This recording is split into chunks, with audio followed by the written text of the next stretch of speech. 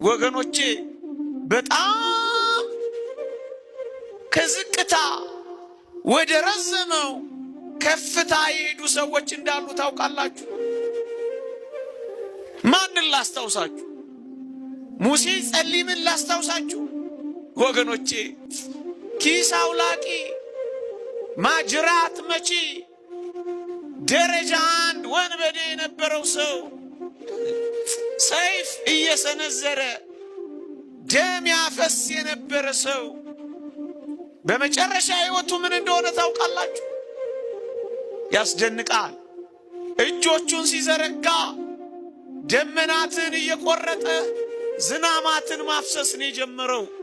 አያችሁ፣ በገድል ተቀጠቀጠ፣ በትሩፋት በረታ፣ ዝናማትን የሚያመነጭ ሆነ። ወገኖቼ ሰርቆ ይበላ የነበረው ይህ ሙሴ ጸሊም አባ ኤስድሮስ የሚባል አባት ወገኖቼ መላእክት መጥተው ማር ሲመግቡ ታየ በራእይ። ሰርቆ ከመብላት በመላእክት እጅ እስከ መድረስ ደረሱ። አያችሁ ርቀቱን። እንዲህ ካለ ውንብድና እንዴት ወዳለ ቅድስና እንደደረሰ ተመልከቱ። ወጣቶች ሆይ የትኛውም የደከመ ሕይወት ውስጥ ሆናችሁ ግን ከእግዚአብሔር ጋር ከቆያችሁ ግድ የላችሁ፣ መላእክት እስኪመግቧችሁ ትደርሳላችሁ። ግድ የላችሁ፣ ክንፍ ታወጣላችሁ። ግድ የላችሁ፣ ሰውነታችሁ እንኳን ሳይቀር እሳት ይሆናል፣ ነፍሳትን ያቃጥላል። አያችሁ ረዥም ርቀት ማለት። ለነገሩ ነው እዚህ የመጣችሁት ወይስ አብራችሁ ልትቆዩ ነው ከእግዚአብሔር ጋር? እግረ መንገድ ነው የምታልፉት ወይስ አብራችሁ ልትጓዙ ነው የመጣችሁት? የዘላለም ሕይወታችሁ ልታደርጉት ነው ወይስ እንደ ወረት ነው እግዚአብሔርን የምታዩት? ይህንን ጉባኤ የሕይወታችሁ ጉዳይ ነው የምታረጉት ወይስ ከሴሬሞኒዎች እንዳንዱ ነው የምትቆጥሩት? ማርያም ግብፃዊትን ልተርክላችሁ ወገኖቼ። እጅግ አጸያፊ በሆነ የሴተኛ ዳሪነት ሕይወት ትኖር ነበር።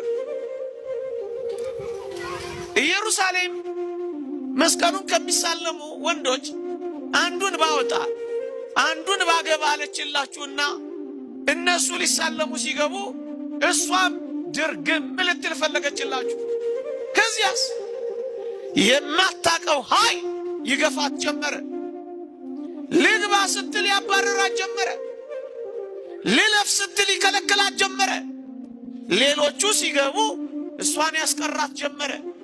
ከዚያስ አንዳች ነገር እንደጎደለባት ገባት። የተከለከላችሁ ሰዎች የጎደለባችሁ ነገር ኖሮ ይሆን?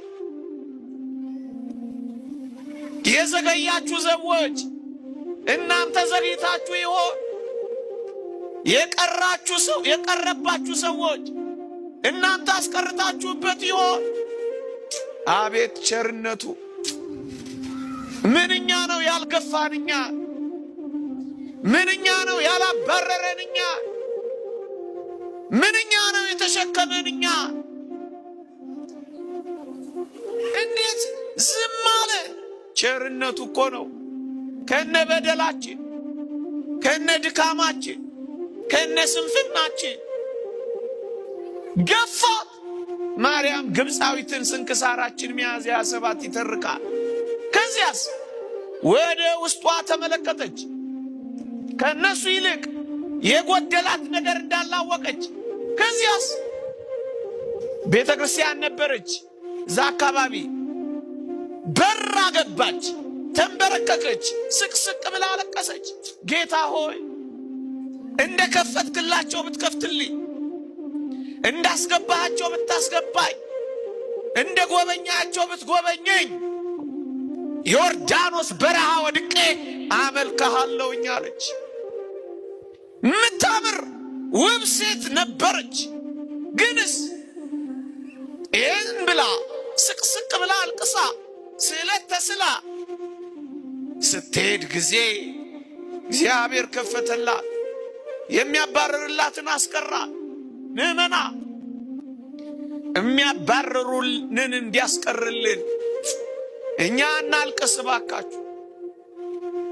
ምድር የተደፋባችሁ የመሰላችሁ ቀና ማለት እንድትፈልጉ እናንተ መጀመሪያ በሕያው እግዚአብሔር ፊት ተንበርከኩ። ስታለቅስ ጊዜ ተከፈተ፣ ስትንበረከክ ጊዜ አቆማ፣ ስትሰጥ ጊዜ ሰጣት። ከዛስ በጣም ነው የሚደንቃችሁ። ስዕለቷን ለመፈጸም ዮርዳኖስ በረሃ ወረደችላችሁ። ዮርዳኖስ በረሃ ወደቀች። ያቺን የምትመስል የምታምር ሴት 40 ዓመት ሙሉ ዮርዳኖስ በረሃ አያችሁ። ረጅም ርቀቱ ምን ሆነች መሰላችሁ? ባጭሩ ያ ያማረ መልኳና ፊቷ ይላል ታሪኩ እሳት እንደለበለበው ዛፍ መሰለ ይላል። ሰውነቷ ተቃጠለ። ያ ጌጧ፣ ያ መሽቀርቀሯ፣ ያ ማማሯ ወየባ ልብስ እንኳን ላይዋ ላይ አለቀ። እሳት ፀሐይ ስለሚበላው እርቃኗን ቀረችላችሁ። አቤት ከድምቀት እንዲህ ካለ ድምቀት እንዴት ወዳለ ራቁትነት! አያችሁ ርዝማኔው። ምን ፈቀቅ ብለሃል ወንድሜ ሆይ? ምን ፈቀቅ ብለሻል እህቴ?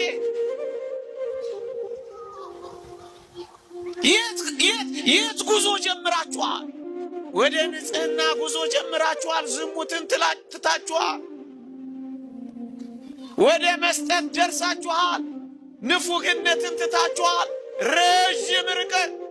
ከዛስ በጣም ይገርማችኋል።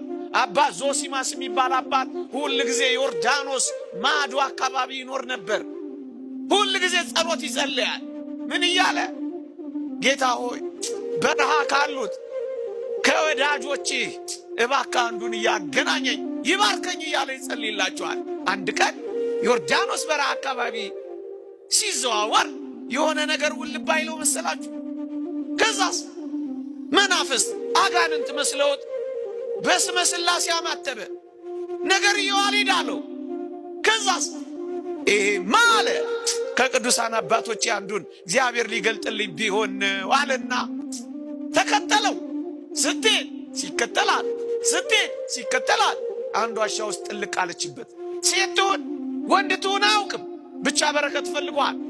አቤት ዋሻው አጠገብ ቆምና አባቴ ሆይ ዛሬ በረከትህን እሻለሁ፣ እግዚአብሔር ስለምነው አንተን ገልጦልኛል፣ ውጣና ባርከኝ እያለ ይለምን ጀመር። አንድ ድምፅ ሰማ። ምን የሚል ድምፅ? አባት ዞሲማስ ሆይ እኔ ሴት ነኝ፣ በዚያ ላይ እርቃኔን ነኝ፣ በፊትህ መቆም አልችልም፣ መጎናጸፊያ ላክልኝ አለችው። ምን አለችው? ኧረ እሱን አይደለም ምን የምፈልገው፣ አባት ዞሲማስ ሆይ ብላ ስሙን ጠራችው። ታውቀው ነበር። 40 ዓመቷ በረሃ ወረደች። ስምን ያውቁታል ከፈለጉ። ስሙን ስትጠራው ደነገጠ። ብርክ ያዘው። ቶሎ አለና መጎናጸፊያውን ወረወረላት። እርቃኗን ነበረቻ። ከመሽቀርቀር እንዲህ ወዳለ ምስኪንነት ጉስቁልና ረጅም ርቀት ነው። ያስፈራሯችሁ አይደለም፣ ቴሮሪስቶኛ አይደለም። የረጅምነቱ ርቀት ጥልቀት፣ የመውደዳቸውን ምጥቀት ላሳያችሁ ፈልጌ ነው። አካላቸውን እስኪተዉ ድረስ ገንዘባቸውን መሰለ። አሁን ገንዘባችሁን አምጡ የምትባሉት ለራሳችሁ እኮ ነው፣ ለመቅደሳችሁ፣ ለመቁረቢያችሁ፣ ለመባረኪያችሁ፣ ወደ ሰማይ ለመሄዳችሁ እኮ ነው አሁን ስሩ የምትባሉ።